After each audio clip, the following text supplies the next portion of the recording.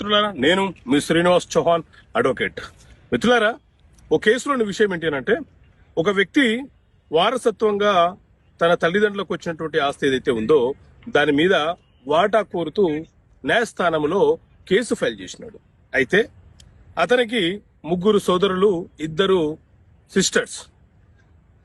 File చేసేటప్పుడు ఇద్దరు సిస్టర్ల పేర్లను యాడ్ చేయకుండా కేవలం ముగ్గురు సోదరుల పేర్లు మాత్రమే చేర్చి మాకు 1/3 వాటా కావాలని చెప్పి న్యాయస్థానంలో పార్టీషన్ సూట్ ద్వారా వాటా అడిగినారు.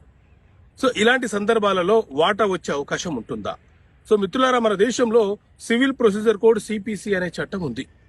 ఈ సిపిసి చట్టం ప్రకారంగా, ఈ సిపిసిలోని ఆర్డర్ 9 రూల్ 1 ప్రకారంగా ఎప్పుడైనా సరే భాగ పంపిణీకి సంబంధించిన కేసు ఫైల్ చేసినప్పుడు ఒక తండ్రికి జన్మించినటువంటి వారసులు ఎంతమంది ఉన్నారో ఆ వారసుల యొక్క అందరి పేర్లను సూటులో, దావాలో చేర్చాలి. ఏ ఒక్కరి పేరు చేర్చకుండా న్యాయస్థానానికి మిస్లీడ్ చేసి తప్పుదోవ పట్టించి ఆర్డర్ తీసుకుంటే అది చెల్లుబాటు కాదు. ఆ కేసు డిస్మిస్ అయ్యే అవకాశం ఉంటుంది. సో ఇంతకుముందు నేను చెప్పిన కేసులో ఇద్దరు సిస్టర్లను అలాగే తండ్రిని కూడా వాటాదారుడుగా చేర్చాలి. అలా చేర్చకపోతే ఆ దావా అనేది చెల్లుబాటు కాదు, కేసు డిస్మిస్ అయ్యే అవకాశమే ఉంటుంది.